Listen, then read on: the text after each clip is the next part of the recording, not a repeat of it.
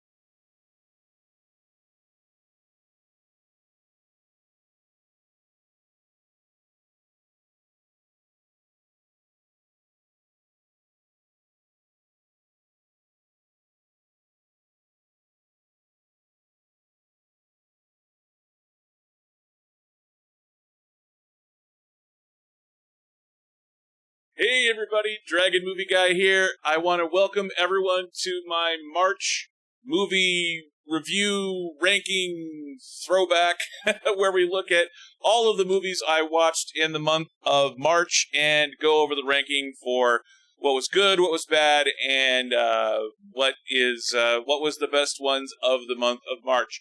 Joining me today is a friend of my channel. It is Dan Eckert of the Upside Dan and a founding member of the Cinema Squad. Dan does the 40X reviews on his channel, the Upside Dan, and tells you whether or not it's worth paying the extra couple bucks for the 40X review, and also is an active member in the Cinema Squad, talking Oscars, talking everything else going on, and just wanted to welcome Dan to Dragon Movie Guy. Hey Dan, how's it going? Hey Brian, I'm really good. I'm happy to be here. Thank you for having me. Thank you for coming on. Thank you for your patience. It is a work in progress, and at least my problem solving skills were better this time around, and actually faster somehow.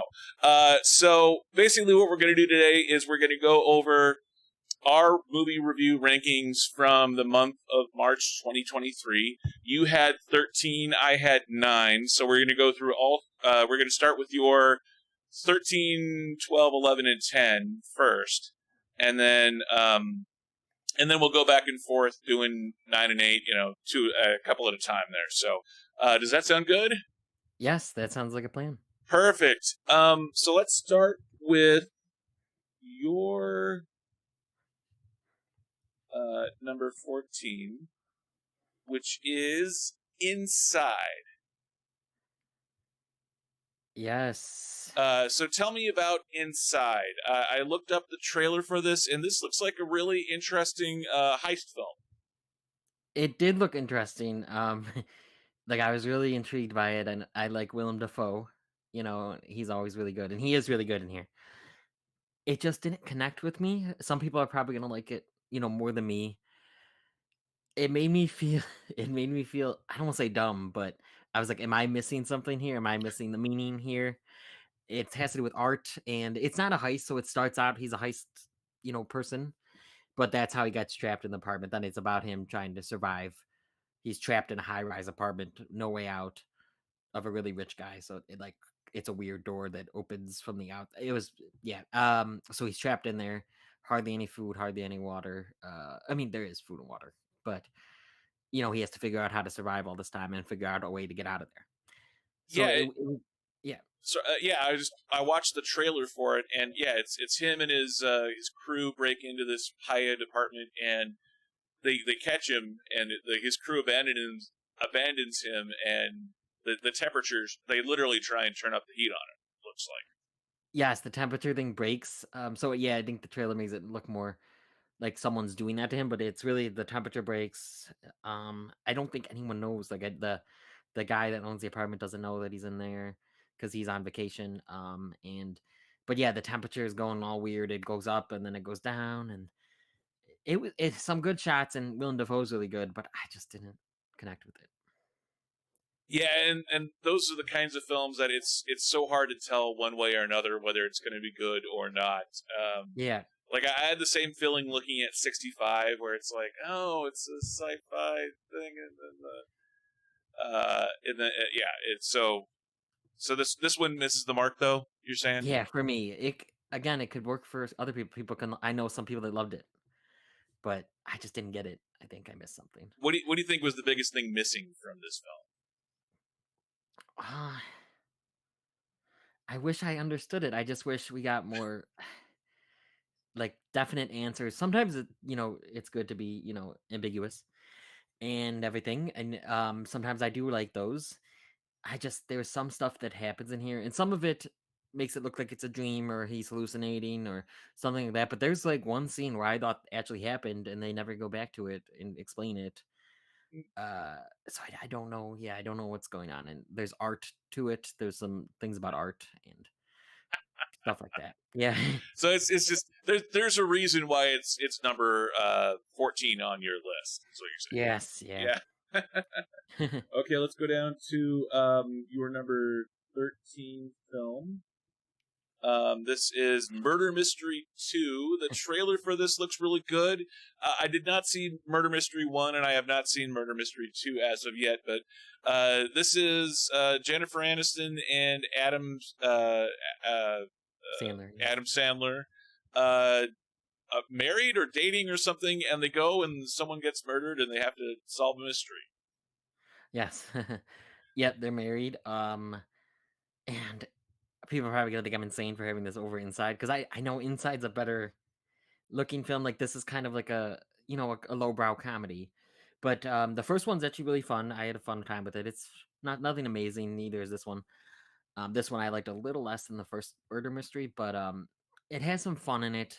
It has some ridiculous aspects though, and it's just a turn your brain off, fun movie on Netflix. Yeah, and yeah, it's a sequel. It's on Netflix. I Yeah. guess just adjust your levels of expectations accordingly. What would you say would be the best part that was in this film? I love Jennifer Aniston and Adam Sandler, and I think that they have good chemistry. I know Adam Sandler, I mean, she does too, have misses in their filmography, movies that are not good, but and this could be included in that. Like I just thought it was fine. It was but yeah, definitely the cast, I think, and some of the comedy worked. And what was the thing that messed up the movie? What that lands at number 30? You gave it a 2.5 out of 5. So what? 2.5 out of 5. Yeah. So where does this movie fail? Um, I think the third act is just too ridiculous, and it didn't seem to have as much of a mystery as the first one. And yeah, but the third act just fell apart for me. Gotcha. So, like a lot of Adam Sandler films post 2000, it always seems like Adam Sandler hit and miss, but seems like more miss the last 20 years or so. Let's see, number 12, Unwelcome. You give a 2.5 out of 5 to this one as well. I watched the trailer for it, but I didn't quite get what was going on with this. It's a horror film. You got the so tell us about Unwelcome.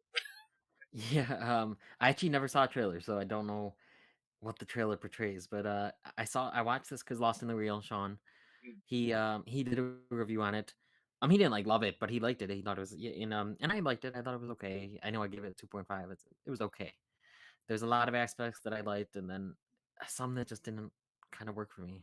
What I'd was say. the best part of this film? Um, so I like that they used practical effects for the creatures. I always like when movies use practical effects, so that they looked. I liked their design. I thought they looked good. I really liked the story. It starts out really brutal. This couple, and she's pregnant. They get like jumped in their own home. Like they get like, and the. I thought it was a little like they were being a little too much, but then they move out. They get their Uh, aunt dies or someone dies, and they get a little house out in the countryside. Um, Dan, and would there's you these hold on just a second? Keep talking about Unwelcome. I got a guy at my door. Sorry. yeah, yeah, yeah. And there's creatures. There's creatures that are in the woods, or it's a folk tale maybe, but because they don't believe it at first, but someone's telling them you have to leave out raw liver or something for these creatures, and they don't believe that, and then they start to, and then there's things that come up, and I think it takes a while to get to the creatures. That's actually one of probably my negatives about it is the creatures should have had another scene or two kind of throughout the film. But the creatures were really cool when they did show up. I thought it was some B movie B movie fun. But yeah, no, I other than I enjoyed the creatures, I enjoyed the look, but I thought the story just didn't move in the way that I kind of would have liked. Yes, yes. Sorry, it's someone at my door just now. Um, so unwelcome, not worth watching, is what you're saying. Some people are really gonna like it, I think. But yeah, no, I'm not. I wouldn't, throw it on again. Gotcha. Okay. Let's go to your number 11 movie on the list. This is 65. This is Adam Driver. This is a sci-fi horror film, is what it looks like. Yeah, horror-ish. There's not really that much horror in it. It's yeah, sci-fi thriller. Um, Set in the kind of the dinosaur times. Yeah. And I just you gave this one a 2.5 out of 5. Some of the trailers look kind of interesting on this. I'm a bit hit and miss with Adam Driver in general. I liked him kind of sorta as the bad guy in Star Wars. I didn't love him as Kylo Ren, but I get why. He's a very talented actor. He was really good in that Marriage Marriage Story. Story. He's brilliant in that film. Right. How was the CGI dinosaurs? We've seen CGI T Rexes for 25, 30 years now, going back to Jurassic Park 1. So was the CGI T Rex worthy of going to see 65 or no? Um, I was impressed with a lot of the CGI. There was some moments that I know the pterodactyls, the flying dinosaurs, they looked bad to me at least. But a lot of the other creatures looked really good. And I say creatures was because this could have been a movie that didn't have to be dinosaurs, but that was my drive. Well, Adam Driver, and this was my drive to go see it. Adam Driver fighting dinosaurs. I thought that'd be cool. I wasn't sure there was like a time travel element, but there actually is not a time travel element. So it's It not really a spoiler, but Adam Driver is actually not even a human. So he's an alien that I mean obviously looks like a human, acts like a human, talks like a human, but he's an alien back 65 million years ago, and on an expedition he crashes um on our planet, and there's dinosaurs. it when I saw the trailers for this, it just kind of sort of reminded me of it reminded me of the final episode of Battlestar Galactica. I actually have not watched it. I've not watched Battlestar Galactica. Oh, okay, yeah. Where the final episode they go back and they crash on or they land on anyway. Kind of similar setup, but you gave this one a 2.5 out of 5. Yeah, I do wish there was more dinosaurs. Is it just didn't live up to the trailers, I didn't think. How were the child actors in this film? Did it work? Did it not work? Did it? Yeah, I thought she was really good. I forget her name now, but yeah, I thought she was really good. She's deaf. Oh no, no. So no, she has to speak. She speaks a different language than him, so there's that language barrier, and she knows some sign language. Yeah, but so there's that kind of thing, and he has a daughter back home, so you're kind of supposed to feel that. Oh, she's kind of filling the role of his daughter, But she was really good. I thought she did really well. Moving on to Unicorn Wars. This is kind of an interesting animation. It's anime, but it's in Spanish. I didn't. I just watched the trailer, but I didn't quite get what was going on with this film. Yeah, this one's a strange one. This one's crazy. I only watched it because Lost in the Real Sean, he watched this one as well, and he reviewed it on his channel, and he really liked it. So I really wanted to give it a try. And it's like a rated R animated anime type of thing, yeah, in Spanish, with a lot of war things about war. There's like the unicorns are versus the teddy bears, and there's a lot of blood, and it was cool. The animation style is great. I loved the animation. So it's Yeah. it's unicorns and teddy bears at war Yeah, in or an bear, anime. maybe they're just bears, but I think they're teddy bears. Yeah, Teddy. Well, so how was the quality of the animation? How was the story? Like, yeah, what was the best part of Unicorn Wars? yeah, I loved the animation, and the action was good too. The violence parts were really good, and yeah, it tells you right away it is not for kids, and it's really, it's really good. I liked it. Obviously, I didn't love it because I just gave it like a 3 out of 5, which is good, an okay score, and also, though, animation is not always my thing no matter what. It's just not my favorite medium. I love it and I appreciate it, like, for what it is, and I do consider it cinema and all of that stuff, but, I do love some, like, I loved Puss in Boots: The Last Wish. I love Disney and Pixar and, the Shrek movies. But, yeah, animation just usually isn't my thing, especially anime, actually. I don't watch that much anime. I'm the same way. I don't watch a ton of it. I like it here and there, but I don't watch a ton of it either. Off the top. Number. Let's go with, and then so from here on out, let's go with your. We'll go two at a time. We'll go number nine, number eight, and I'll do my number nine, number eight, and so on and so forth. Uh, let's start with number nine. Here, the Boston Strangler movie. This one looked like it was a pretty decent drama in the trailer. Tell us about Boston Strangler. I thought it was really good. It's really well made. The performances are really good, like Keira Knightley and Carrie Coon. They do put on really good performances, but I thought that it didn't even.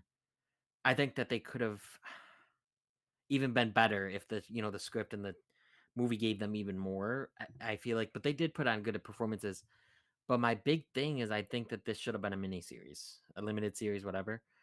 I think this would have been better as a limited series, but I still enjoyed it. I know the feeling, and it's one of those embarrassment of riches sort of thing where, we because we're in a streaming era and we're in an era where we have streaming series, we're kind of spoiled for being able to have feature length actors and feature film quality actors doing TV or limited series. And Yeah, when I was watching the trailer for this, obviously this is about the Boston Strangler from the '60s and '70s, and he was going around killing women, and this is about Keira Knightley and Carrie Coon paying attention to the case before the police or yeah, a lot more male-dominated ideals back then. yeah. Would you say that how the perspective? Which did you like the perspective on Boston Strangler? I did. I really liked it. You get some, not as many, but you get some Zodiac vibes, from the movie Zodiac. You get some vibes there. There's some that just seem like exactly like the scenes almost, but not like it's copying, but there's definitely scenes that reminded me of Zodiac scenes. But I did like the perspective. It was, going from kind of the paper's perspective and Keira Knightley's character and Carrie Coon's perspective, trying to get this story out in like you said, a male dominated time. Of all of these serial killer movies, where where would you put this, in the upper echelon or in the lower echelon? Ooh, probably mid. I actually have not probably seen as many as everyone would think. I mean, I've seen Zodiac, Seven. Seven's really good. This is probably mid. I think it could have been better. Could have been worse though. Mid tier, and it would have been better served as a limited series, 4, 5, 6 episode Yeah, streaming show. You think? yeah, I think so. Uh, Moving on to your number seven, or sorry, your number eight. A Good Person. Yes. 3.5 stars out of 5. This is Morgan Freeman. This is Florence Pugh, and they're kind of going through some stuff in a Good Person. Yes, definitely. And this is one I probably could have even went. I'm sorry, Sean, lower on. And I know you. I know when we get to you, you're gonna agree. um, but um, but yeah, no. I stuck with this because I loved the performances. The third act is what dropped it for me, though. The New York City or the whenever they went to the city, those parts really dropped the quality of the movie for me. But I just loved Florence Pugh so much, and I think Morgan Freeman put on a great performance. So Yeah, yeah, I was interested, especially in the beginning.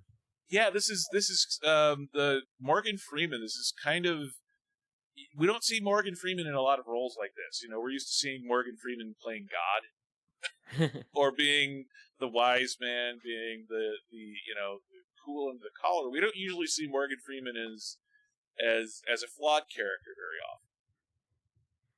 Yeah, and I thought he did really good. There was actually a part when because he likes to play with the train sets.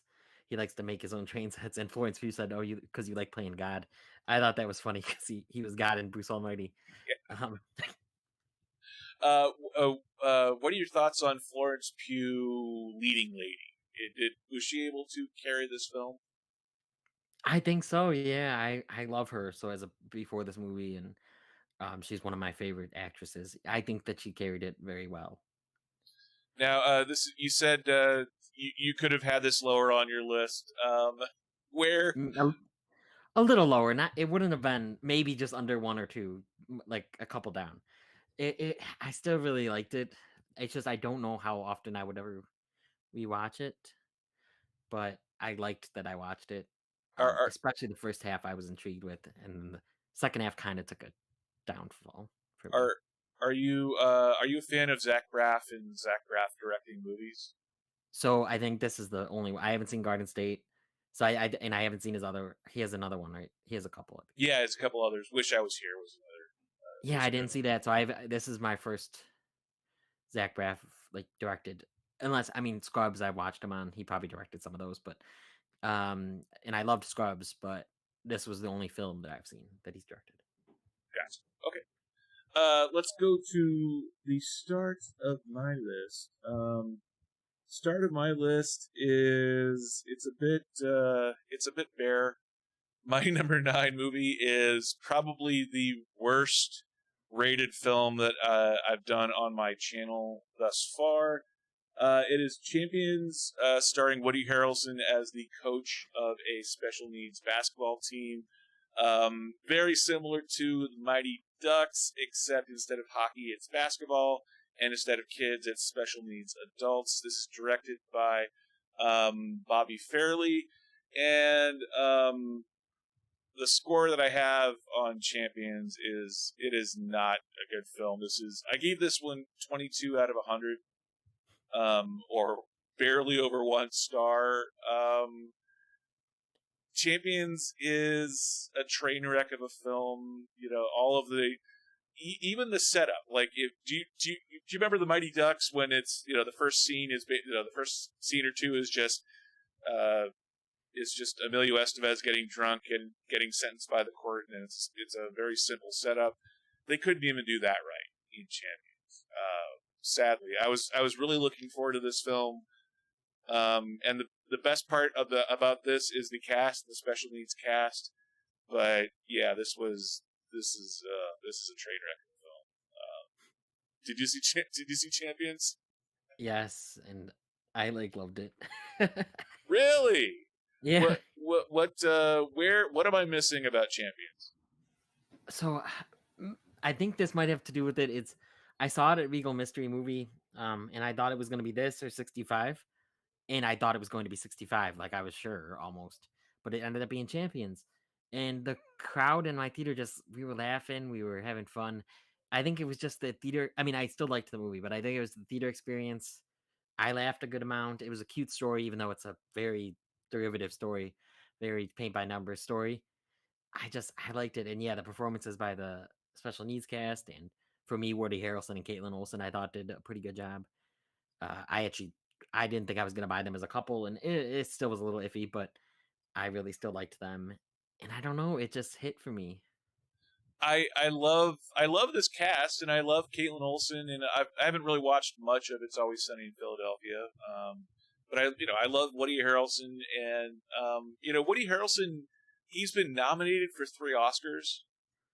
So there were times, especially like that first scene where he shoves Ernie Hudson to the ground, and there were times when I was looking at Woody Harrelson on screen, going, okay, this is a guy who knows comedy, he knows drama, and I'm watching him on screen in the final take of a film, and it looks like he doesn't know what the heck this scene is about. Oh yeah, I And it could see. not like as he doesn't know, but like that's how bad the directing was by Bobby Fairley. Oh yeah, At least that's what I was reading on it. Uh, so so the sorry, brain farting. Yeah, I love the Fairley brothers. I love them together. I love Dumb and Dumber. I love Woody Harrelson across the board. But yeah, this not his performance per se, but just this whole film felt like he just did not know what it wanted to be. yeah. Did you laugh at all? Did you the comedy get you or no? Not really. The stuff with the special needs cast did, but the part that was kind of uncomfortable, at least for me, and maybe this is just a me issue. There are times when it's a me issue and when it's a you issue, and most of the time it's a me issue kind of thing, I think. But the adult nature of the comedy, what with the special needs cast, was a little bit off to me. And I know that's whole other issues, but like when it's a Fairley Brothers comedy, so of course the comedy is more adult. And yes, these characters are adults; but they're special needs characters, so that kind of the sense of humor that they were going for, I think, and it was really risky, and it didn't pay off. And maybe it was just me feeling uncomfortable, and I shouldn't feel uncomfortable. Therefore, it's a me issue and not a film issue. But it didn't feel dialed in with the kind of more adult humor. Like, for example, if you look at The Ringer with Johnny Knoxville, which surprisingly came out like 15 years ago, that's a film that handles the special needs characters perfect. And even though he's undercover, faking being a special needs character for a Special Olympics prize, somehow it works across the board. This film, the special needs characters, I thought worked, but the sense of humor that Bobby Fairley was trying to get out of it being more of an adult sense of humor, a lot more sex jokes. To me, that part of it just didn't. It may have been a me issue. I felt it was a little bit off. Am I wrong there? I know some people that felt a lot of people actually felt that it could have been a more family film. So without that humor. Um, See, I don't know because I liked the humor, and I don't know if I would have liked the movie as much if the adult humor wasn't in there. But I get what you're saying. It's like when a kid has that kind of humor. I mean, that's funny though sometimes. But Yeah, I, I, yeah, I know. and it's part of it. I love adult humor. I love crass. I love Dumb and Dumber. I love all those. Yeah. Something About Mary, but there was just something about the awkwardness of the storytelling that when you take on risky material, risky subject matter, where unless things are dialed in 100%, that it to me that's risky, and that's part of what didn't pay off about Yeah, this I film, get that. sadly. Because I was this was one of the films I was really looking forward to the most in March. Moving on to my number 8 film, I have A Good Person, and this is one that I was really looking forward to. This film. I'm a huge Zach Braff fan. I love Garden State. I saw Garden State in theaters. I saw Wish I Was Here in theaters. I've I don't think I've watched every episode of Scrubs, but I've watched most of them. Um, I love how he can be goofy and he can be fun, but he can also take on serious, more emotional, sensitive kind of topics surrounding death and everything. If you look at Garden State, that's the whole thing is his character is going home because his father has just died, and obviously death in this film in A Good Person is a big part of the subject matter as well. But I just I guess maybe it's just because I have such high expectations from Zach Braff. I gave this one 45 points out of 100, or 2 stars. I go every 20 points being a full star, so 45 being slightly over 2 stars. Hmm. I just, I echo a lot of what you said about the third act of this film. I love Morgan Freeman, but there was a disconnect for me with A Good Person where, and this is through no fault of either Florence Pugh or Morgan Freeman, but the fact that this is a film largely about substance abuse, that's not a bad thing, but you have the central drama of the film being the death of a character, and that death is it's over distracted driving. It's not over drinking and driving. It's not over being high while driving. It's over looking down at your cell phone. And not that distracted driving can't be as deadly or be as big of an issue, but considering that this film largely is a 12-step film about recovery and addiction and trying to learn how to deal with addiction, the fact that the central drama was based off of distracted driving just seemed off to me. Okay, yeah, I can get that. I wonder if maybe a reason I liked it was because I hadn't seen Zach Braff's other films, so I didn't really have any expectations, going in. And yeah, the distracting driving. I get what you're saying now. I didn't think about it like that because characters did accuse her of like, oh, were you high while you were driving? Because even though she was distracted, but yeah, I get what you're saying. And part of that might just be like if this was a streaming show and they had 4 or 5 or 6 episodes to delve into different storylines and that sort of thing, I think it could have that's the kind of thing that could work in a streaming series.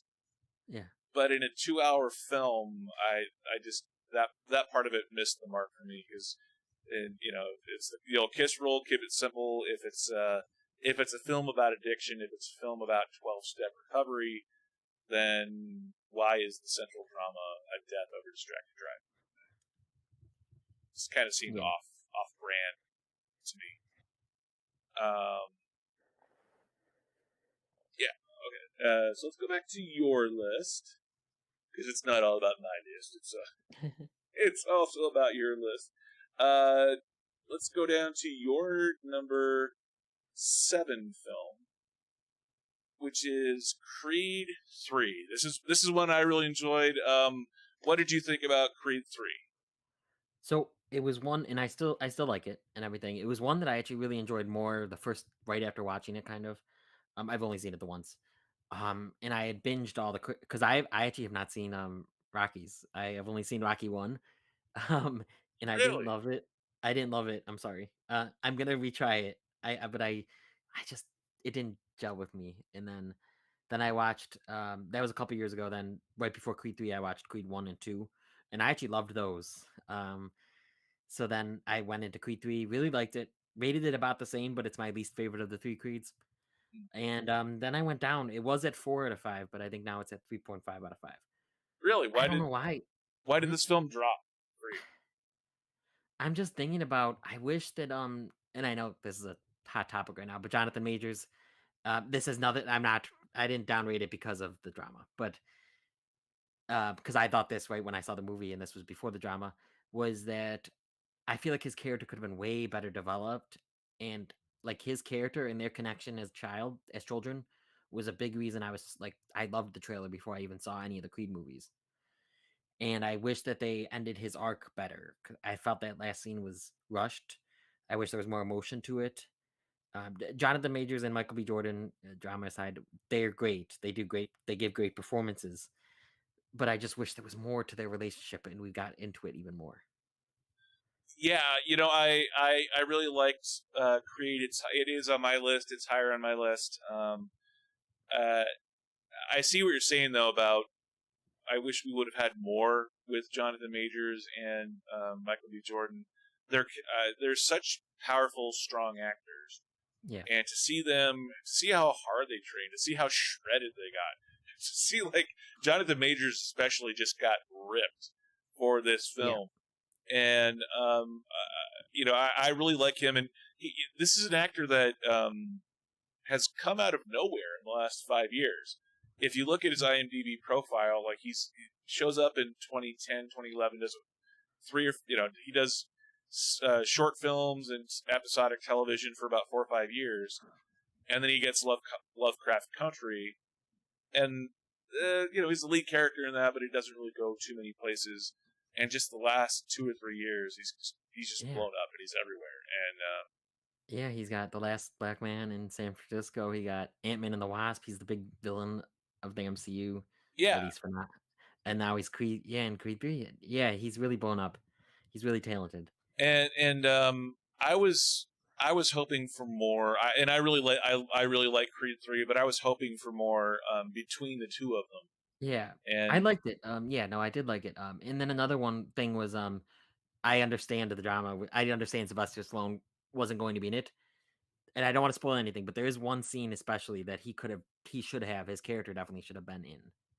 Um, yeah, and it is interesting too because it is it's in the Rocky universe. Obviously, it's one that when they were trying to explain why Rocky is not in this film and he was in the first two, um, and then you see the film and you see why, because the expansive the world that they've built around Adonis Creed, around Donnie, is such a big world, and when you have a heavyweight champion of the world, there's a lot going on in in a boxer's life, especially with a young family and a kid and all that kind of stuff. So I can see why this was such a crowded film with so many things going on over a long period of time. I was actually kind of shocked they went with as much story elements as they did. yeah, yeah, definitely. Yeah, Sylvester Stallone didn't have to be in it. There was one scene that I think Rocky definitely would have been there if Sylvester Stallone agreed to do it. Yeah, Um, absolutely. And at some point, I would love to see. Donnie, and I realize that Rocky is the ultimate in this whole franchise is the ultimate in realism and non-dream sequences. But I would love to see Apollo Creed come back and even just shadowbox with his son. that would be cool. Yeah, There's just something about that, and seeing Carl Weathers come back because he's still in great shape. Carl Weathers is yeah. so. I don't know why, but I'm picturing Carl Weathers in the Adam Sandler film where he loses his hand to the crocodile, and Oh yeah, somehow I'm picturing that character as Apollo Creed, like being a one-handed boxer yeah. and shadowboxing with Donnie. But yeah, I like Creed 3 as well. Going to your number 6 film, Dungeons and Dragons. This is a film. Chris Pine, Michelle Rodriguez, Justice Smith, and Sophia Lillis. Lillis. No, I keep wanting to say Lilith instead of Lillis. It's like Willis, but with an L. Lillis. This is based off of the Dungeons and Dragons franchise. Yeah, it's a fun adventure. I didn't love it as I know got it pretty high, but I didn't love it as much as like the reviews are loving it, and some people are really like loving it. But I did like it. I think that I liked the characters. I liked the performances. I thought it was a pretty fun adventure. It was kind of cool to see. I thought for the most part the effects were actually pretty good. Um, like, and yeah, I just had fun. What was your favorite part of Dungeons and Dragons? I just the characters the character dynamic. I always love it. It's Guardians of the Galaxy-esque. I mean, other movies have done this obviously, but a group of people that you wouldn't probably expect to work together. I think it's just fun, and I liked all their comedic timing. And some of the comedy didn't land for me, but I thought some actually did really well. And I think, and I like I said, practical effects. There's a few scenes where they used practical effects for some of the creatures and the designs and stuff. So I thought that was really well done. I agree with you. I love anytime you can have practical effects and actually see the actors on set reacting to something that's physically in front of them as opposed to just green screen and tennis balls. I think we get too much of that nowadays. Yeah. Did the chemistry work between the members of the team? I don't really remember them having a name for themselves as a team. I thought it worked pretty well. I don't know. I liked it. I thought their chemistry was there. I thought their chemistry worked. Yeah. Did you like Chris Pine as the minstrel character? Yeah, no, I thought he was just the way this character talks and acts and his comedic timing. I thought it was like made for Chris Pine almost. I thought he did very well. Nice. Yeah, I wanted to like this film more than I did, and I try not to do the thing where you get overly excited about a film based off of word of mouth. But when I saw the trailers for Dungeons and Dragons, I thought, okay, well, it's in April, or it's a late March, early April release. It's meant to be a blockbuster, but the biggest blockbusters are generally in May, June, July. You don't generally get as many in April that are going to be the big ones. So, but when we started getting all this word of mouth, I started to get more excited for it, and I think when I went to go see this one the other night, I was a little bit crestfallen as a result. Yeah, it was fun though, and that is one thing for sure that was fun. And my favorite part was the maze scene, the maze scene, the arena scene. The maze scene was cool. I liked the scene when they had to try to get into the safe. Yeah, no, I just had some fun bits. And even I'm like you, even though I gave it something high, I expected to like it even more than this. But it was good. I thought it was fine. Yeah, it was fine. It's not one that's going to be remembered 10 years from now, I don't think. I think it was better than anyone probably expected. Yeah, exactly. When you see the first trailer for this come out 3-4 months ago, it's like, yeah, okay, Chris Pine, sure. I mean, who doesn't love Chris Pine? Is this one that you would look forward to a sequel? A, do you think there will be sequels, and B, would you like to see a sequel? Ooh, so yes, I would watch. I'd watch a sequel. I definitely would for the characters. I really liked them, these actors. And they can improve upon what some of us didn't like about this one. And as for do I think? I mean, it beat expectations for the first box office first week, but it's still, I don't want to say relatively low, but for a bigger blockbuster, it's probably considered relatively low. Lower. I don't know. It's a 150 million, but I don't know what it was. Some big budget, but I think it did good. I think it'll get a sequel. Now, have you ever played Dungeons and Dragons or other role playing games? No, I've never played Dungeons and Dragons or any role playing games like this. I never played Dungeons and Dragons, but I did play Teenage Mutant Ninja Turtles and Robotech a little bit when I was a kid.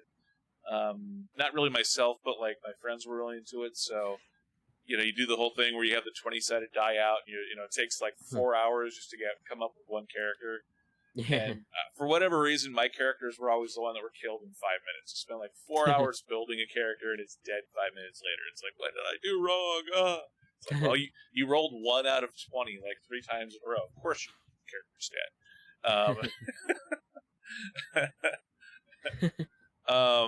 But so you gave this one a 3.5 out of 5. 3.5, yeah. Is this one you would recommend people go to see? I think so. Yeah, I think it's fun enough. I would watch it again. I would probably go to theaters. Although I have unlimited, Regal Unlimited, so it's free basically. But I don't know if I'll go again to theaters. But I would see it again, and I recommend it. It's fun. Nice. Going over to my list, my number 7 and number 6 films. I have my number 7 is also, well, it's on there too. It's Dungeons and Dragons. I didn't like this one as much, I think, as you did. I was hoping for more. This is, kind of bringing up the streaming series again. I just, the way that they were doing fetch quests in the middle part of this film, the first and second, I saw this film as being like a 5-act film. So for me, the maze sequence was the 4th act in my mind.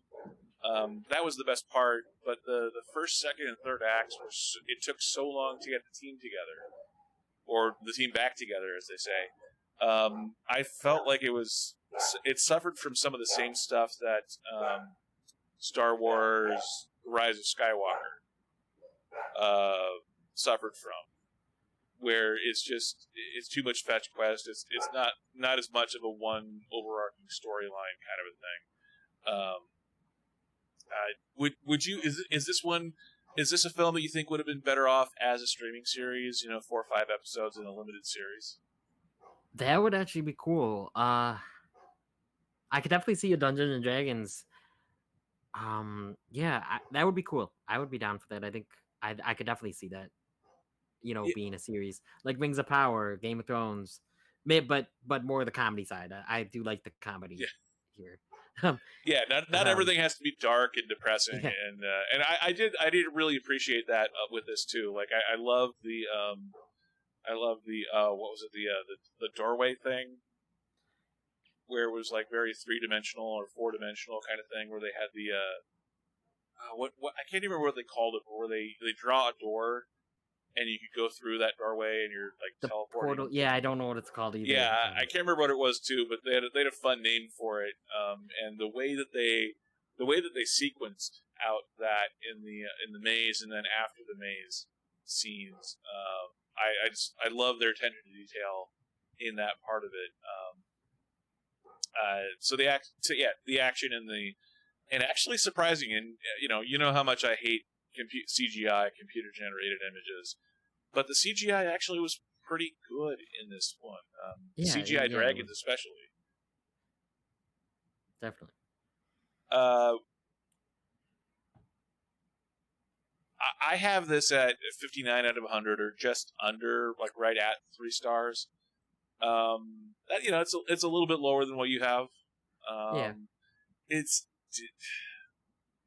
Is there something we're missing about Dungeons and Dragons?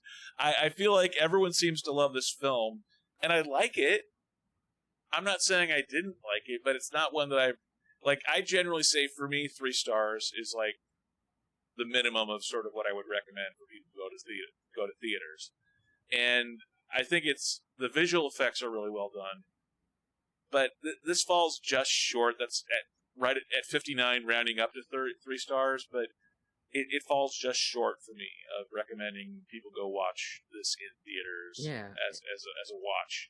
And I saw it in 40X, and I wasn't even that impressed like I usually with the 40X, and I thought this was going to be amazing in 40X. Yeah, and I saw this in XD, also at Cinemark, and I was same thing. Like I was expecting IMAX level kind of quality graphics and effects, and it just didn't. It looked good, but there was nothing superlative about it that was worth the extra couple of dollars. Were you the same way with the 40X? Yeah, yeah, I would say. Um, it was fun, but it wasn't as amazing, as good as I expected. But yeah, I would say skip it in 40X at least. Moving on to my number 6. This is it's my number 6 film is Peak Season. This is a film that I saw for South by Southwest. These are actors that I've never heard of before, from a director I've never heard of before, but they are in the indie film circuit. This is a film that is, it's a rom-com without the rom. It's two characters kind of finding each other in a traditional rom-com format, but neither one of them are looking for love, and neither one of them really find romance or interest with each other. It's almost like they're just sort of there and they're bored. And it's, if anything, they have sort of an emotional affair due to circumstance. But it's a film where you really only get like a kiss, and that's after they decide not to do anything. Like, these are surprisingly likable characters, but that makes for not a very entertaining film, especially when you're talking rom-coms. It's a film that's set in Jackson Hole, Wyoming, so there's a lot of interesting, like, newsworthy type issues where there's been a lot of stories coming out of Jackson Hole and other resort communities where people are effectively homeless, where they're living out of their cars, living out of tents, because the local, the small towns that have become overrun by rich people, so housing is not affordable. All of that is an interesting backstory, but it doesn't necessarily make for a good film. The kind of thing that makes for a good news story does not, or a good documentary would not necessarily fit into this kind of an indie rom-com thing. So this is a film that I wanted to like more than I did. I gave it 67 out of 100, or 3.5 stars, just short of 3.5 stars. But I would say to skip Peak Season. What's it called again?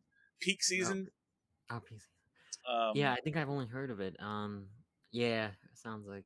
Yeah, it's one that's doing the film circuit right now, the film festival circuit right now, and I love indie movies, and I love smaller budget, never heard of the director, never heard of the actors before, kind of thing. But this is one where it's just sort of it's 6s and 7s across the board. It's all right.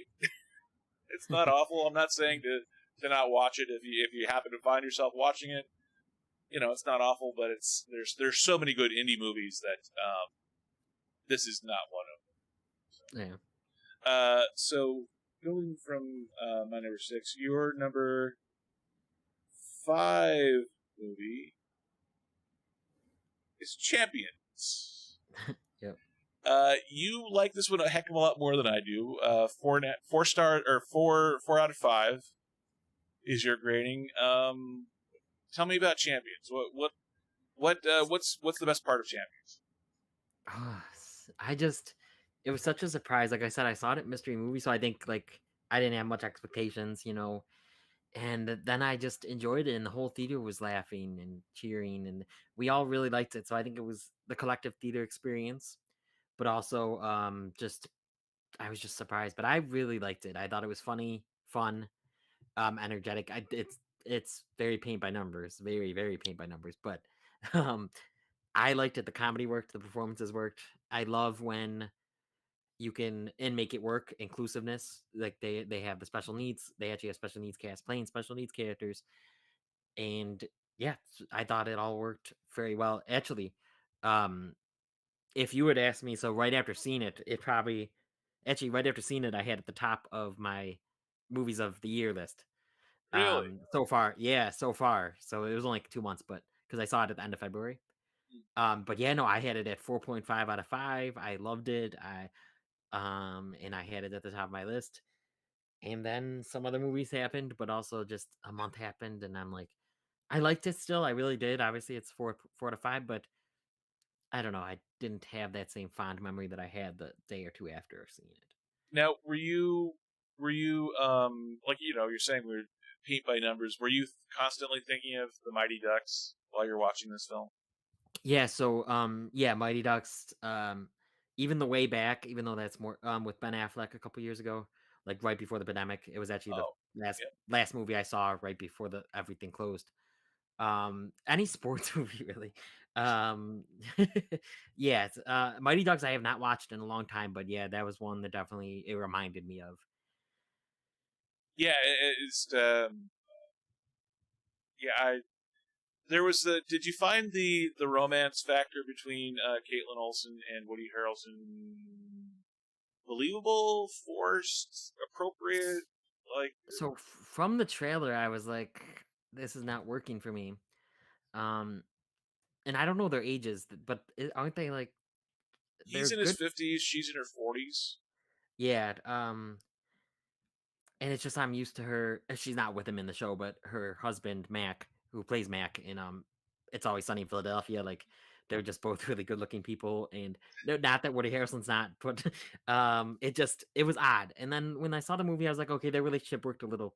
I think their relationship worked a little better than I expected before the Yeah, and when I was watching the trailers, because I was thinking the Mighty Ducks, I was thinking that she was the mom of whichever special needs character movie. Yeah, was in she's the this. team, Yeah. which kind of made me. I don't know. For some reason, you don't really think of it being awkward in the Mighty Ducks, but that when I was thinking it was the mom of the character, it kind of felt a little creepier. Oh, I don't know why, and maybe it shouldn't, but it just kind of felt like that. okay. Yeah, I loved her in it though. I love her. I think she's such a comedic actress. She's a great comedic actress. Yeah, and did Um, did you like the whole thing with the Shakespeare van and stuff? That was one thing I really did like too. Yeah, that was cute, and it was, because It's Always Sunny, she also wants to be an actress or something, or famous, so I thought it was kind of a funny they probably didn't do it on purpose, but I just thought it was funny that she wanted to be, famous or an actress, in this one. So, yeah, I liked it. And the thing that I really liked about this film, and I can't remember which character it was, but the character who wanted to go to Winnipeg, Canada, and go to the longitudinal center Oh, yeah. of all of Canada. I thought that was a fun line and a fun. I kept thinking of Jerry Maguire. I kept thinking of the human head weighs 8 pounds. Like I thought that was sort of like a similar random factoid. That like, oh, I had no idea that Winnipeg was the longitudinal center of Canada. Um, that's cool though. So 4 out of 5. Very cool. Let's go to your number 4 film, and that is Kill Box Soon. Am I saying that right? Yes, Kill Back Soon, yep. Um, I, I watched the trailer for this. I have not seen the film, but there's a lot of action, a lot of killing, a lot of death. When I was framing this picture for the film, I kind of had to choose between the top part of her head and the axe in her hand, the little hand axe. What? Tell me about Kill Box Soon. Yeah, so this is another one Sean from Lost in the Wheel put me on. He reviewed it on his channel, and it sounded just so interesting. And he basically told you if you have an itch you know, an itch from watching the John Wick series. John Wick 4 just came out. This will help scratch that. So that really interested me because the basic premise does sound John Wick like, but to me, like that in Underworld, it's kind of an underworld assassin ring, and that's where the similarities kind of stop for me because I thought that they went in a really good direction with Kill Box Soon. I really liked it. I was interested. It's another one that I would not have minded it as a miniseries though as well. But I thought for what they did with the movie, I thought they did really well with it. And she's phenomenal, the lead actress. Now, have you? I am not familiar with the actors or the director in this film. Have you seen any of their work before? No, I wasn't familiar with either of them, but now I want to definitely check out more of their stuff. Because yeah, they both did a really good job. There's good directing, the action's really well done, the violence is really well done, Yeah, and she just carries. She does drama, she does emotion, she does action. Like and Sean said this in his review, like Michelle Yeoh in Everything Everywhere All at Once. just doing a bunch of different genres in one movie. So I thought that was really, really well done. Yeah, and it's fascinating too, the how much how high profile Korean cinema has gotten the last couple of years. Yes. Because I honestly I don't think that before watching Parasite that I'd ever seen a Korean movie before. Oh wow, yeah. So just in the last couple of years, just with oh crap, the one that the game show, the Korean game show that was on Netflix, Oh, kind of, Squid Game. yeah, Squid Game popping out of nowhere now, Kill Box Yeah, soon. they It is, great at making films. Yeah. yeah. So it's fascinating how much the Korean cinema industry is kind of growing in popularity here stateside. So definitely, Yes. would you say Kill Box soon is a worth watching? Yeah, definitely. It's on Netflix. Go check it out. It's really good. Absolutely.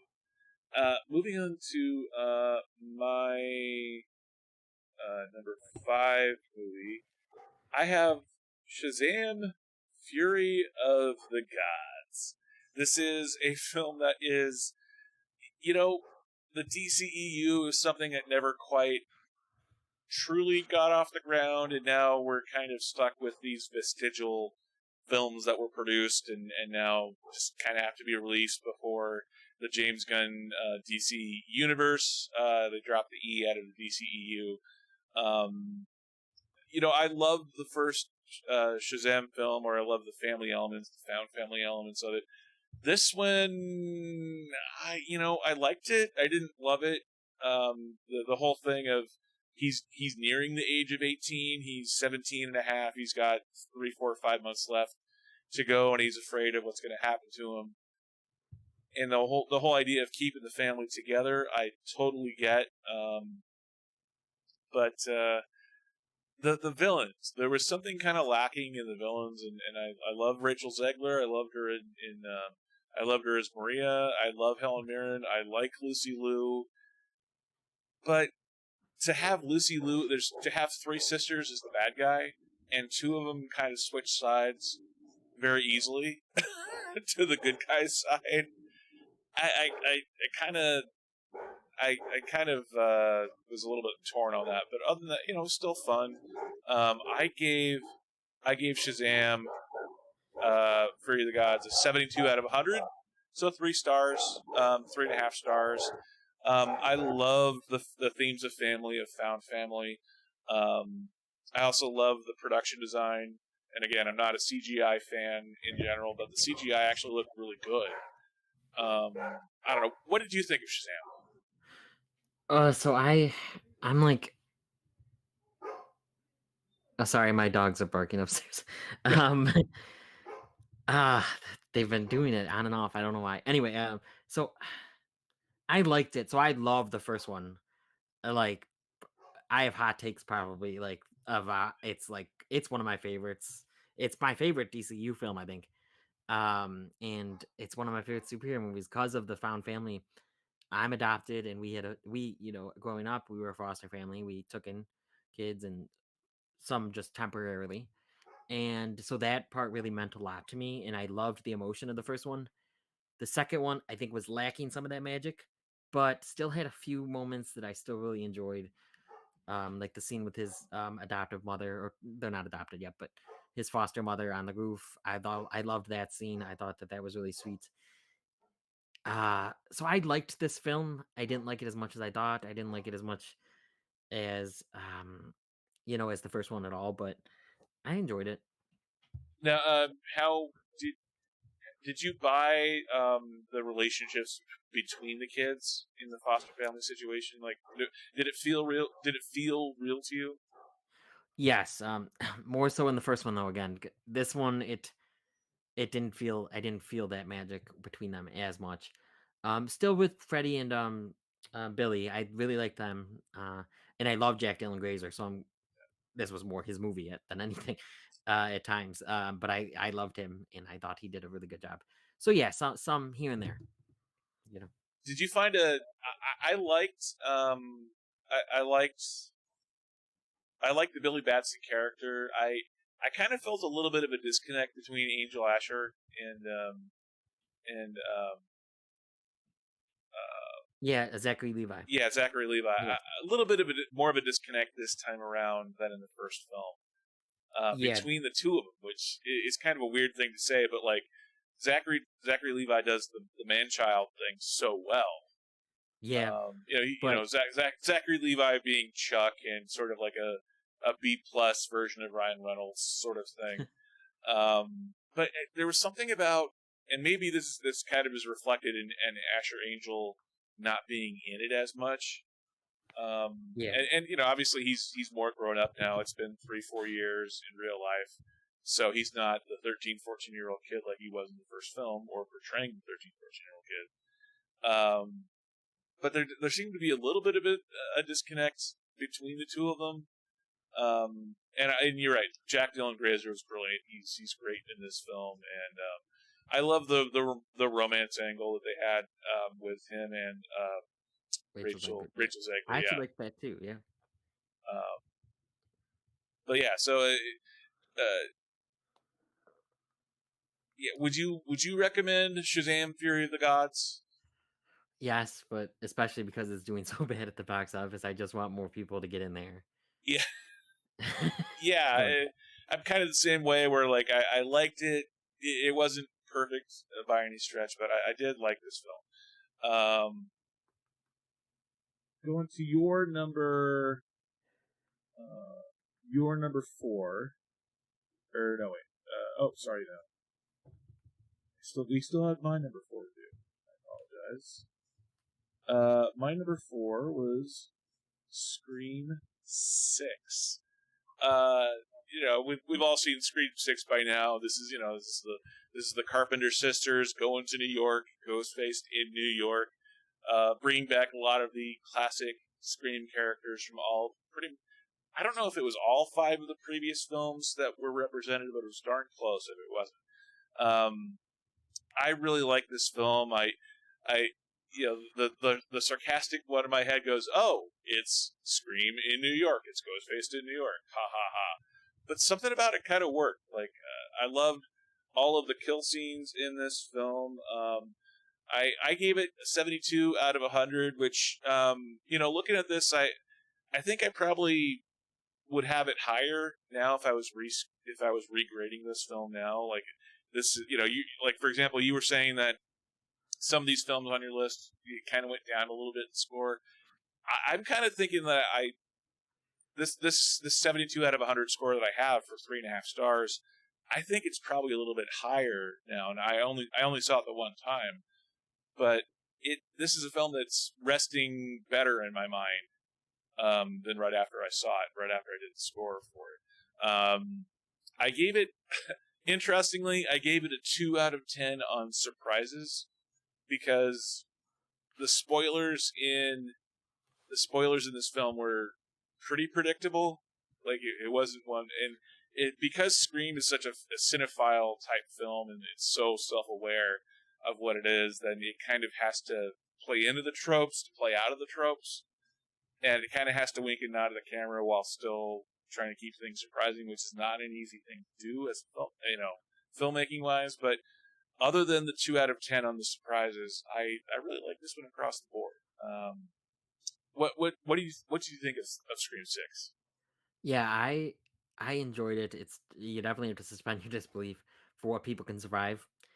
But Yeah, uh, but I really enjoyed it. It's fun. I love these characters, and I love this series. Scream, the first one, is one of my favorite movies, but it's my favorite horror movie. Same with the franchise. The franchise is one of my favorite franchises, and probably my favorite horror franchise. And I just enjoyed this one so much. Yeah.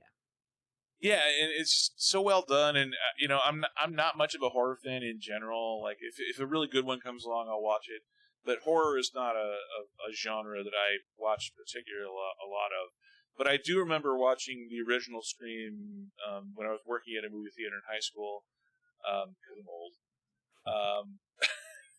But I do love the attention to detail and the respect that Scream has for movie fans. and not just casual movie fans, but fans that love going to watch movies, rewatching movies, watching movies at home. The fact that the Scream franchise values their fans, it values movie fans so much, I Yeah. think is part of the reason why I love this series as much as I do. Um, what did you think of the New York location setting for Scream 6? So I really liked it.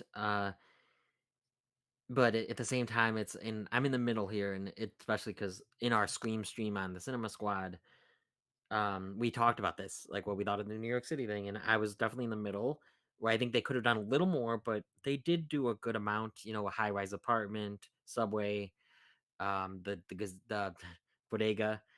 Um, I know those three things they're in other they're in other cities. In the alleyway in the beginning with Samara Weaving, I know they're in other cities, but a lot of them just feel New York. So I liked it. I thought especially though with the marketing because they marketed the heck out of New York City in the marketing, and I loved the marketing. I thought they did a really good job with the promotion, but I think they could have done even more with all that promotion for New York City. I watched part of your guys' Scream. This is a film Two. though that wasn't shot in New York. Yeah, After all I that, didn't actually. I wish they did. They should have. They should, and they should do the next one in New York City if they want to. yeah, because But yeah, yeah, normally you can really tell when something is shot like Toronto for New York or Montreal for New York. But this one they did a really good job of matching for New York, in my opinion. I think. yeah. But yeah, so I really like Scream. That was my number four. I was actually surprised it wasn't higher. Your number three film is also Scream 6. Um, what was your favorite part of Scream 6? Ooh. So I love the opening.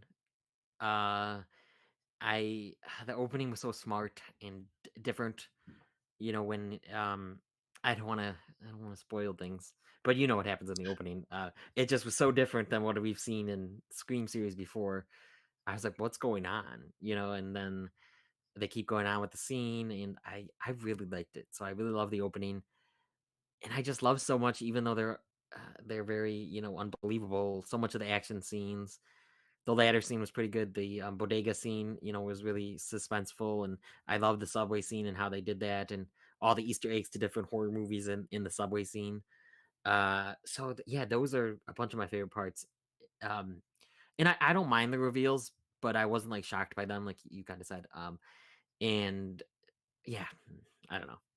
Yeah, I'm a lot like you. I love that opening scene. How it called back to the original film, but kind of twisted it, from the original film. It was, paid homage to the Drew Barrymore death by having Samara Weaving and by having Tony Revolori. Um, do you like how they use Ghostface as a different character? It's Ghostface, but it's a different Ghostface in every film. Do you like the rotating cast of characters playing Ghostface, and do you find it believable that when they're playing Ghostface, Ghostface is Ghostface, even if it's completely different people, but they're still Ghostface? Yeah, I definitely get what you're saying. I do like that it's different, but yeah, it's a little weird with like because they'll refer to him as if he's always been, the entity. He's like Michael or Freddy, and yeah. So I definitely get what you're saying. But I've liked it. I like that it gives it more mystery. You never know who it's gonna be. But yeah, no, I definitely liked that aspect. That is, you bring up an interesting point because it's not a supernatural horror film Yeah, where like Smile. Like Smile is one where the smile, whatever the name of the smile spirit is, infects people. yeah, Ghostface isn't infecting people. It's a mask that people are putting on and the voice that they're taking on. So it's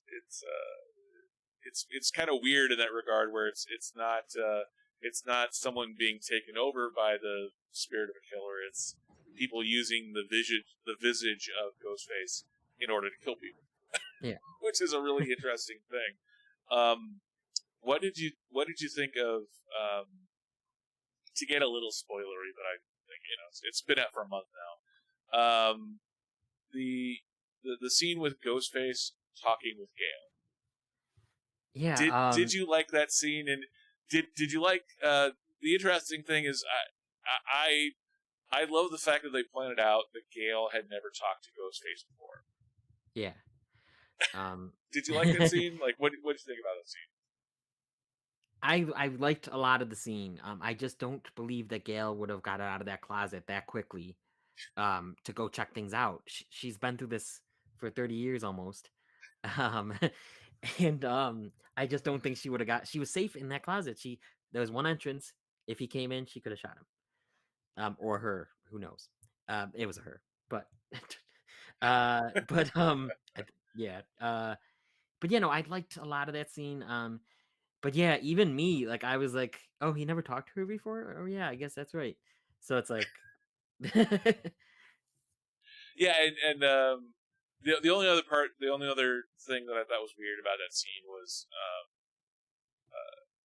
here Gale has this very big, strong, muscular boyfriend guy, and granted she has plot armor saving her life, but the boyfriend getting killed that quickly.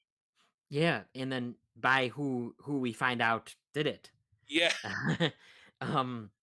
Yeah, definitely and there's a few instances throughout the Scream series that's like, how could that person have done that?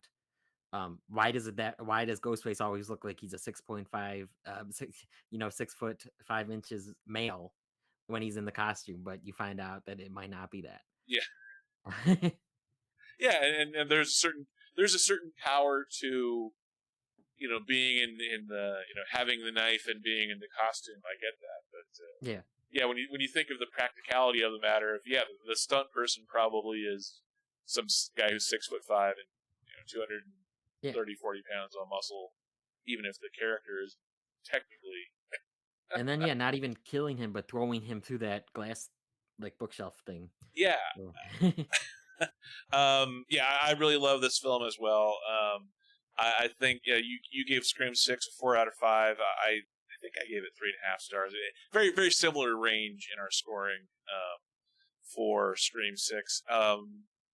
Are you looking forward to future Scream films? Yeah, I'll always look forward to them. Like 5th and 6th were like Avengers Infinity War level hype for me because I just love this series so much. And what did you think of Sydney not being in this film? I wish she was. It's more for my OCD. It's like now she's not in every film, so even if she's in every other one from now on, she's not in this one. But it would have been too packed, I think, with her. Yeah, and I agree with you 100%. The only reason she wasn't in this movie was because of money. Yeah. And they were doing a really quick turnaround because this is a film that came out less than 2 years ago. Came out last year. Came out, 2022 or yeah. So I really like this film, and I actually think it was in some ways it was kind of better without her. Yeah, I hate to say that. I love her. She's my favorite Final Girl. But yeah, no, it just wouldn't have worked. I don't know where she would have fit in. Yeah, and the logic of it, if they having Ghostface in New York, it's a great tagline. But yeah, at a certain point, like she's a wife, she's a mom of a really young kid. Like, are we just supposed to expect that she's supposed to go, "Hey, honey, watch the kids. I'm gonna go kill Ghostface again." He's gonna get into flying. Did you pack your own bags? Yes. What are you doing in New York? I'm going to kill Ghostface. This one I think that it made sense the way they did it without her, which is sad to say, but she went away so that she can come back. Yeah, almost it's like even Courtney Cox could have been out of this film in some ways. It makes more sense though with her because Gail's in New York City, so Gail's there, and I know they wanted at least one legacy character, and I know they had Kirby as well, which I really liked Hayden Panettiere as well. The other spoiler I want to touch on because it's the movie's been out for a month now. Do you think that when Gail goes through her attack scene, that they decided whether or not she was going to live or die when they filmed it, or did they shoot it both ways? And we don't find out whether Gale survives until the end of the film because the filmmakers were trying to decide whether she was going to live. That's a good point. I think there's definitely a script at least that was she was gonna die and I think that she should have because then Dewey dies last one, she dies this one, and then maybe the next one. That's why Sydney comes back because um I actually had an idea where Ghostface doesn't reveal himself in this one, this Ghostface, and then Sydney comes back to fight, and that's the final scream or something like that. So that's a reason Sydney comes back because he killed Gale. But then they just throw a line at the end that she's okay. She had a weak pulse in that scene. They said that, but yeah, I get what you're saying. That'd be interesting. I think they definitely thought about killing her. I'm torn as to whether they should or shouldn't have. I think it was the safe decision to keep her around because Yeah. if unless you know for sure that her death is going to be some really truly meaningful thing to the story, I think it's probably a good thing they did not. Yeah, yeah. What did you think about Skeet Ulrich? This he's showing up as a vision, as a distraction, as a mental health thing for So Sam. What did you it's think of weird it? because I'm torn because I love seeing Skeet Ulrich again because I like seeing returning characters.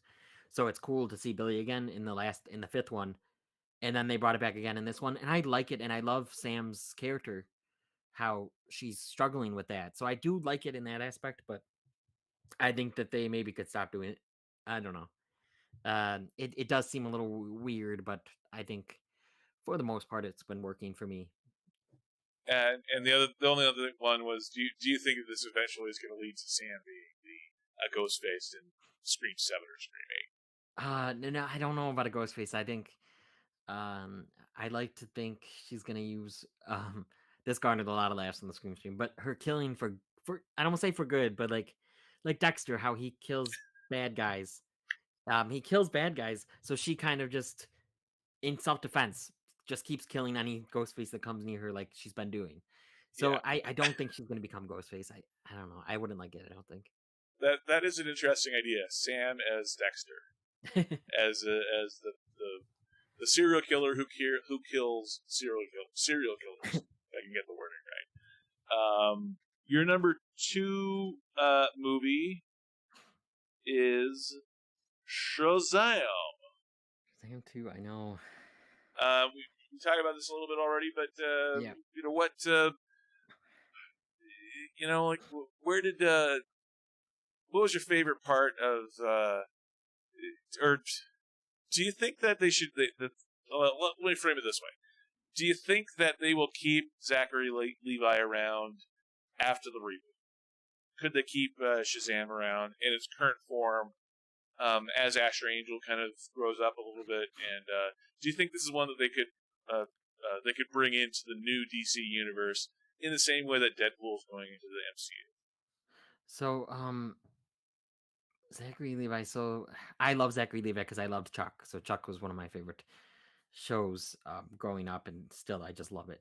And but I don't like Henry Cavill. I'd much rather him stay as Superman if they were gonna keep someone because I feel like I love Zachary Levi, but what is so special about him that they seem to want to keep him almost. I don't like because that the first post credit scene of Shazam 2, they're hinting why keep that why keep that scene in if they're not going to keep him because he's getting a little spoiler, but he's getting like pulled into the Justice Society. They want to recruit him for the Justice Society, so they could have easily taken that out, and that was the people from Peacemaker, the show, and James Gunn's wife. Um, they could have taken that scene out and nothing would have changed. So I feel like they kept the scene in for a reason. So I could definitely see him being Shazam. And like you said, I think he does play a kid really well, but there's some disconnect between how Asher Angel plays Billy Batson and he plays Billy Batson. Even though I do not see the disconnect as much, I don't have as big of a problem with it as everyone else does. I do see it sometimes, but yeah. Yeah, it's funny. The cynicist in me would say that James Gunn's wife and the Peacemaker characters show up because they were shooting this movie at the same time they were shooting Peacemaker. Oh, maybe, so yeah. so if you have But all the characters around at the same time, in the same way that Marvel did that with the Guardians of the Galaxy showing up in Thor: Love and Thunder, and I'm yeah, sure Thor will probably have some sort of a cameo in Guardians 3. But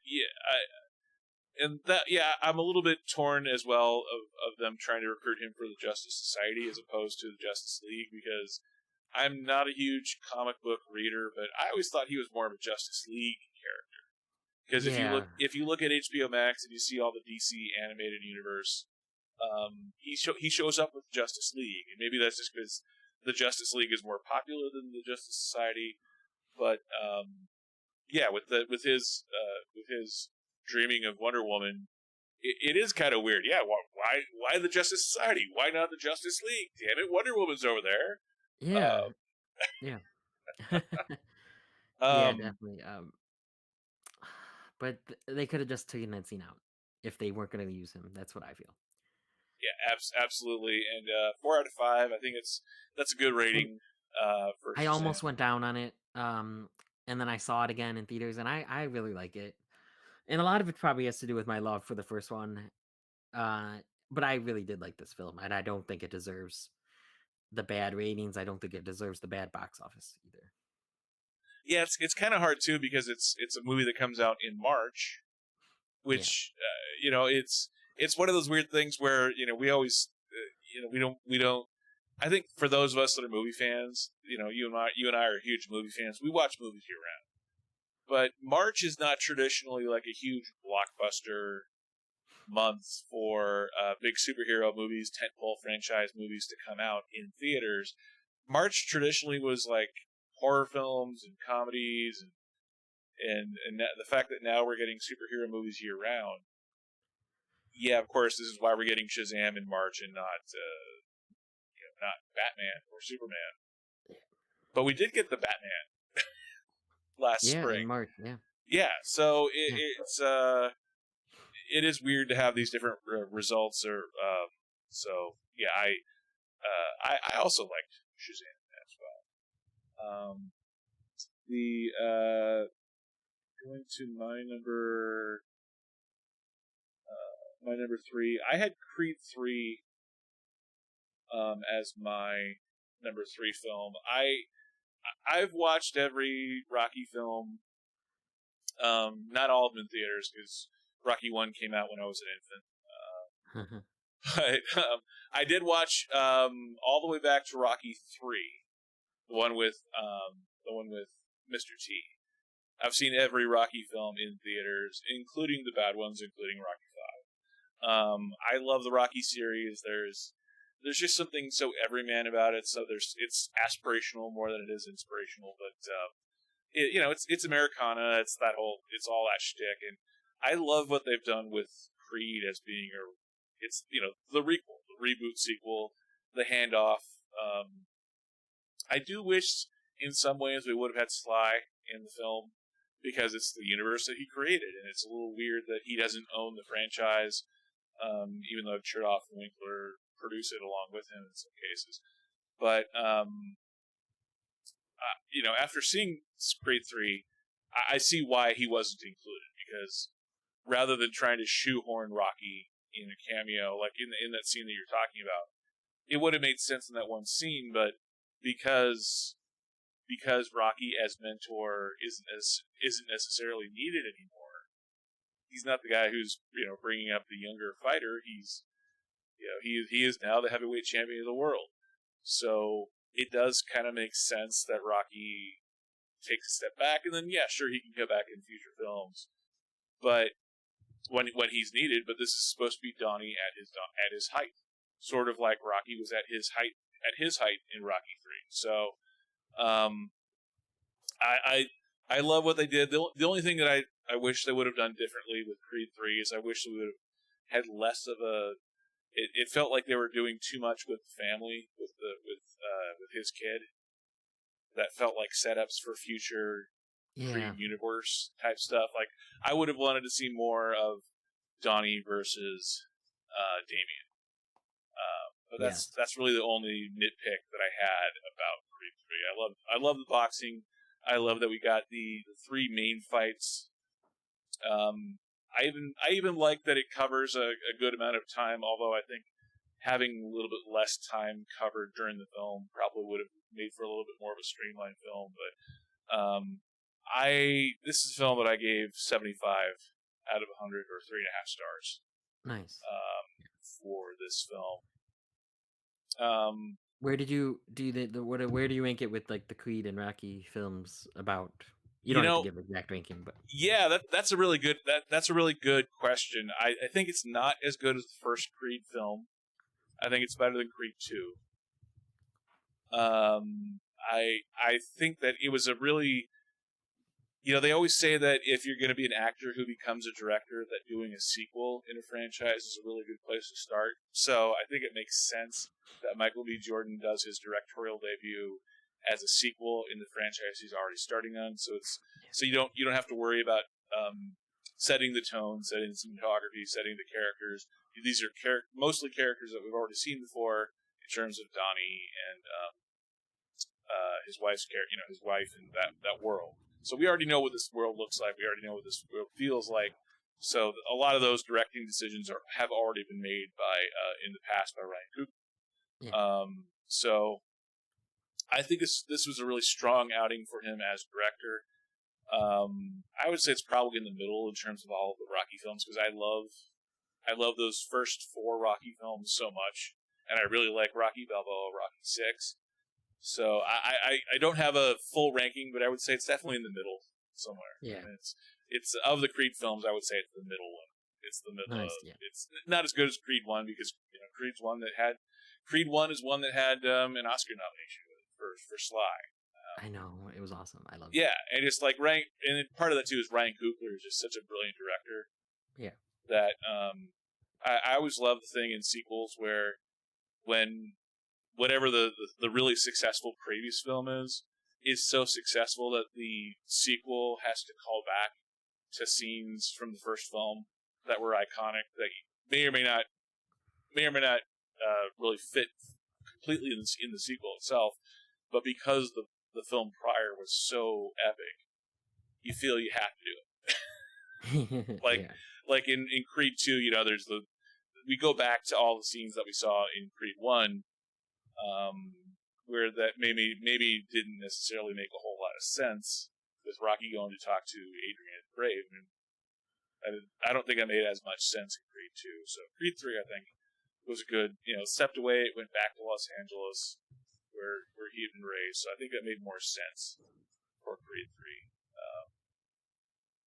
How about you? Did you like the LA setting in Creed 3? Yeah. I definitely liked. Yeah, I really liked the setting. I thought it was very well used, and it just felt like different, like you said, than the other two. Because like I said, I've only seen Rocky 1, so I really only have the Creeds to kind of compare. But yeah, I liked it. Now, did you buy Damien as a character? That was the other thing too. Like, Jonathan Majors is a great actor, Yes, but he is. did you buy fully what they were selling Damien as? I think Damien didn't get enough screen time, in my opinion. But Yeah, so like I said, I think that he had he should have had more screen time, but he also I just wish there was more development there and a stronger, reason why he would forgive or kind of forgive them each other kind of at the end of that.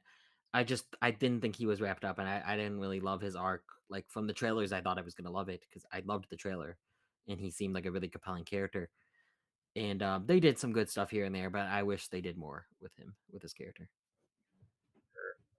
moving on to my number 2 film, I have my number 2 film as Operation Fortune Ruse de Gore. This is Guy Ritchie's latest film, although it's a film that was supposed to come out like 2 years ago, and Guy Ritchie has another film coming out next month, so we're kind of seeing the COVID backwash, the backlog of films finally coming out. I really liked this film. I I like Guy Ritchie. I like his style of filmmaking. And I like that we're sort of in a Guy Ritchie renaissance right now, where we have The Gentleman and we have a couple of other films that are, I mean, Guy Ritchie did Aladdin, sure, but we like what I like watching Guy Ritchie do Guy Ritchie films. There's just something else to where he just is so good at doing a Guy Ritchie movie. I love this. I love this character. I love these characters. I love this cast. I loved Hugh Grant as. It's hard to even describe Hugh Grant's character other than just being the bad guy of this film. Josh Hartnett, I thought, was really good, and I love. Emily the Criminal, Aubrey Plaza. Aubrey Plaza. I love her as the one girl in a film full of guys.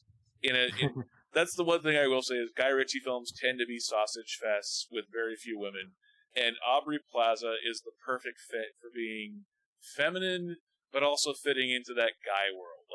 Like I don't know what Aubrey Plaza's what her home life was growing up, but I imagine her being like the one daughter in a family of like 5 or 6 brothers. That's just kind of seems like the personality fit for her, and I thought she was brilliant in this film along with Statham and all the rest of them. I actually gave Operation Fortune Ruse an 89 out of 100, Wow. or 4.5 stars. Maybe that's a little bit high, come to think of it on reflection, but I still stick, generally speaking, with that general score range. I mean, if I was doing it again, I might have it at 86 or 87. But this is a film that I really liked, and I just thought it was a really solid. Like, if you like Guy Ritchie, you'll love Operation Fortune. Did you see Operation Fortune? No, I didn't. It doesn't so much interest me. Because I know you just mentioned Aladdin. I'm gonna have a hot take here. I loved Aladdin. Like, I loved it. Um, and it's my favorite Guy Ritchie film because um, I didn't. I've only seen a couple though. I didn't like Snatch that much. I know that's probably a really hot take because people love Snatch. I didn't like it. The Gentleman. Um, I didn't love it, but I liked it. I liked the third act a lot. I don't know what it is about him. And it's weird because Bullet Train I loved, and that's kind of one that I kind of it feels Guy Ritchie ish. Did you see Bullet Train? Yeah, I did. Yeah. I agree with you that the Bullet Train kind of feels like it could be in a. If Guy Ritchie was an even bigger director, I would say it's the Guy Ritchie genre. Yeah. It's weird though. Yeah, I just don't know if his just style doesn't gel with me. So I didn't really have much interest in it, but I do love Aubrey Plaza. I like the cast. So yeah, I don't know. Emily the Criminal, like you mentioned, is really good. So go check that out. Yeah, Yeah, that's and all I really. Guy Ritchie he's sort of an acquired taste. Like, he's not Spielberg. Like, Guy Ritchie is not Steven Spielberg, where everyone is. It's not a four quadrant movie, as they say.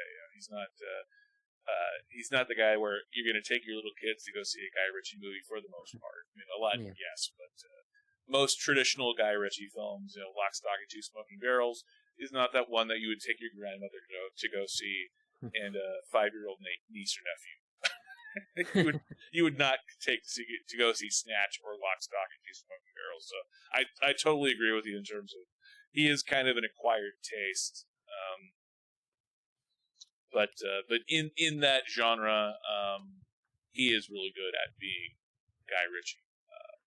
Even though I'm not a huge fan of his take on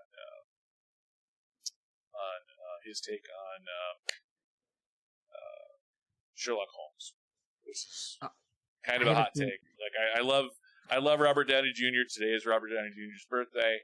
Yep. I love Guy Ritchie, but I'm not a huge fan of the Sherlock Holmes films. I don't dislike them, but I haven't seen them. I'm gonna check them out at some point. But first one's okay. Second one barely has Rachel McAdams in it at all.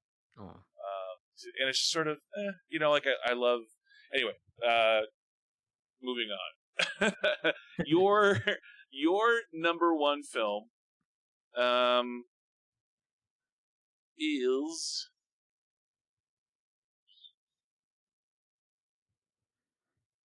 John Wick. Yes. Tell me about John Wick Chapter 4, which you give a 4.5 stars out of 5, or 4.5 out of 5. Yeah, I love this franchise. Like all of them, I at least like a lot. This is my favorite, I think, of the franchise. The first one and it are kind of back to back almost. I just love this. I love the ridiculousness and the overtopness, and I know it's like Scream. You have to suspend your disbelief for what, especially John Wick can survive, and what he can't, and what a lot of other characters can and can't do. You have to suspend your disbelief, but I just love the craziness of it. I think the action's so well done, and I love the stunt work here. It's what made me. I mean, I already thought that the Oscars should have a stunt category, but I definitely think the Oscars should have a stunt category even more. After watching John Wick 4, because they do so much amazing work. They're getting in the middle of traffic, getting hit by cars, rolling down a bunch of stairs. Dogs are getting in on the action, so they do a lot of work, and I think that they deserve to be awarded for that. But yeah, no, just love the action. I liked the story here. I think it's a little long. It's a little too long, but I still loved it. Now, did you like? No, I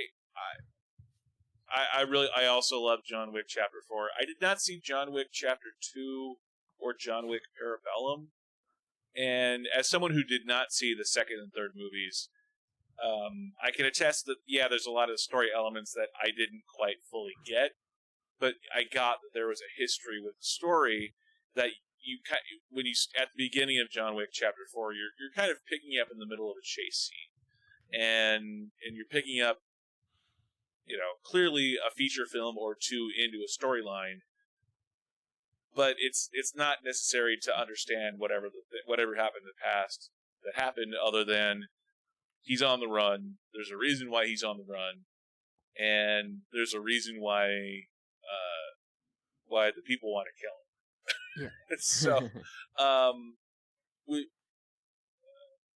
have you. What did you think of the John Wick 2 and 3 Parabellum? Um, So is this sort of like a Star Trek 2, 3, and 4, where it's kind of like a 3 or 4 film arc where it's all one big story, with John Wick Chapter 4 and 2 and 3? yeah, so if you really want to, all this happened because of what happens in the first film. So this wouldn't have happened if he didn't get back into the game. But yeah. So the second one is more connected to the finishing up some of the first thing and then leading into the third. Uh, but some people have said, like Sean Chandler, I know, said the third film almost feels like obsolete now. Like it shouldn't have, like they could have taken it out and we did some rewrites, and the fourth one could have been the third in the trilogy. And I could see what he means. The third one is my least favorite, but I still really like it. It has great action scenes. But yeah, to get some of the references and the callbacks and understand some things, I think it is really beneficial to watch all four. But I could definitely see what you're saying, where you'd still understand the basic thing if you just skip to four from one, or maybe even if you didn't watch one. But should definitely watch one. But yeah, Yeah, and I watched I watched John Wick 1, but I did, for whatever reason, I never. I love the first John Wick movie, but I just never got around to watching 2 and 3 when they were in yeah. theaters, and even since then. So three I saw in theaters. Three was the only, well, three in this now I've seen in theaters. I didn't see the first two in theaters. But yeah, no, they're really good. I definitely recommend you watch them. The first one and the fourth one are 4.5 out of 5 for me, and then the middle two are 4 out of 5. But still, that's really good. And is this one too that have you seen John Wick Chapter 4 a second time I yet? have not yet, and it's because of the runtime, and that's me with a lot of movies. Like you have to figure out a whole day. Yeah, um, because it is but it no, is a yeah, long film. It yeah, is I a have not seen longer it a film. second time yet. Yeah, And I'm the same way. I haven't quite seen. I have not seen it a second time yet because it is a 3-hour movie, or yeah, close to 3 hours. close It's to it. like 2 hours and 50 some odd 50, minutes. yeah, and I would like to see it again. I'm probably gonna see it again. Yeah, absolutely. And that's why John Wick Chapter 4 is also my number 1 movie for Nice. the month of March.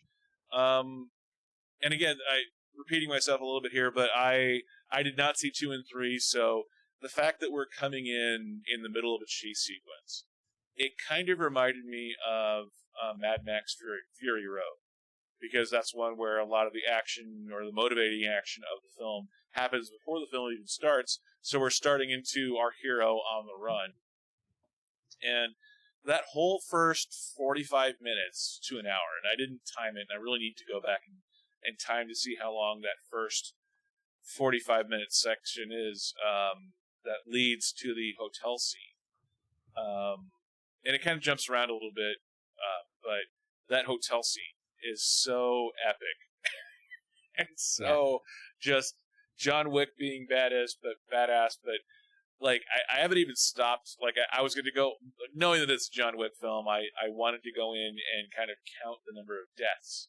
But there are so many deaths by Yeah. so many different characters in that hotel scene, in that Tokyo hotel scene. That by the end of that scene, I was like, God, oh, there's a whole rest of the movie to do here. That's just the first act. So yeah, Yeah. I love that this is a film that, yeah, it's a little long, but I would prefer it being the length that it is, and not cutting out scenes or chopping down scenes, because Yeah. that's usually the way you got to do it. You either have to take out story elements or you have to shorten the elements that are there. And even though there's not a whole lot of dialogue in this film, it's mostly fighting. Because that's Chad Stahelski. That's how he broke into that business. He was a stunt coordinator for all those years, and then stepped in and did Deadpool and the John Wick films now as a result. Um, I I love what they did with this film. I love every aspect of it. I don't love that it's 3 hours long, but I prefer that with the story that they're telling. The only thing that was a little bit sad, and it has nothing to do with the film, it just has to do with real life, with the death of Lance Reddick. I know. That was Right really before, and then the way that happens in the film too. it made yes, I know, it made it more real. Yeah. Yeah, Oh. it just like, and the fact that he dies almost right away, Yeah. for and not saying it's a pointless death, but it's just it kind of hit harder knowing that he'd passed away in real life, like the week that the film comes out. Yeah. But I know. I gave um, I've been doing my channel for, well, actually Parasite was the first film that I reviewed on my channel, and that was February of 2020. I give John Wick Chapter 4 a 97 out of 100. So Nice. that this is the first 5-star movie that I reviewed on my channel. So this is one that I love across the board. I give, and I'm doing like based out of 100, and I'm kind of going between 5, 10, and 15 kind of per category, and then just how much they go. Like I took a point away on the writing category, so I gave it 4 out of 5 for writing, because there's not a whole lot of writing. It's a lot of killing, it's a lot of action, but there's not a whole lot of dialogue in this film. Like Yeah. Pride and Prejudice, this is not. But the cinematography and the fighting and all the action scenes, I loved across the board, including the musical score. Like Yeah. I haven't heard anyone mention the score before I know. in John Yeah. Wick Chapter 4. So I love this film across the board. It's my number one film of the year so far as well. Yeah. So Definitely. let's look at your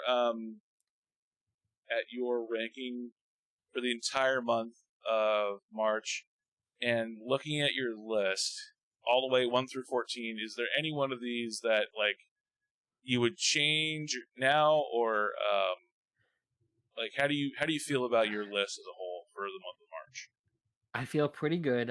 There's just one movie that I didn't see in time, like I just saw, so we didn't get to put it on. It's Tetris on Apple TV Plus, but it did come out March 31st. But I just watched it recently, so. But I mean, that would probably go number 5, 6 area. I gave that a 4 out of 5. I really liked Tetris. I thought it was really well done.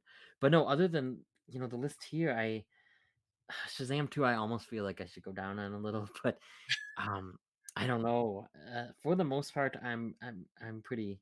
happy with this list. And when you're looking at the watch it or skip it line, where would be the watch it or skip it line on your list as to where people Um, that where like if you say number 8 above, number 7 above, like where on the list would you recommend people to ooh, watch versus not? so I definitely say 7 and above. I think that but like I almost want to say 9 and above even. The Hmm. Unicorn Wars is really good, but it's not going to be for everyone. But so around there, 9, 9 or 10 and above, I think that they're worth a watch at least. Yeah, and this was a really strong month It was, yeah. for movies. Looking at my list, I don't have as many. I only have 9, but I would say for me 5 and above on my list. Yeah. Shazam, Fury of the Gods, On Up, Scream, Creed 3. A lot of sequels in there, but a lot of really well done, well executed sequels that are fun, worth watching, and worth watching in theaters too. Yeah, definitely. Uh, yeah, I wish that I liked Dungeons and Dragons as much as everyone else seems to like it. I think it would have been better as a streaming show, but I love that maze scene, that arena scene in there. Yeah, So that was really good. yeah, so for me it would be 5 and above, recommending to watch in theaters. So thank you for coming on, Dan. This has gone on a lot longer than I thought it would. So Yeah, I thank you know. for your patience and thank you for your energy. Uh, what do you have coming up in the month of April? I mean, we're well into April now. We're April 4th. But what do you have What are you working on for the Upside Down? And what are you working on for the Cinema Squad? So, I just put a review for Air, Ben Affleck's Air up. I just put it up today. Definitely go check that out. It comes out in theaters tomorrow. And I have 40x reviews for a lot of movies we mentioned. Well, like Dungeons and Dragons, John Wick, Shazam. Those all have 40x reviews on my channel. They're out of 40x, or at least because Super Mario Brothers is going to be in 40x tomorrow. So I hope to see that and put a review out for that. And as for the Cinema Squad, we want to do another shooting the shit episode, and maybe some other cool things coming up that we haven't announced yet. So I'm definitely excited for all of that. Sweet. And absolutely. So everyone look out for Dan's 40X reviews and Cinema Squad, of course, ongoing on the Cinema Squad channel. Links will be in the description of this video once it's over, once we finish with the live stream. So Yeah, thank you, Dan, for coming on. I really, really appreciate you. Thank you for your patience. And of course. I had a lot of fun talking March movies with you, and thank you for coming on, and Yeah, thank you for everyone who's watching or watching thank on you. replay, and Yes, thank you. thank you, Dan, for once again for coming on, and I will Yeah. see you next time. All right. Bye, everyone.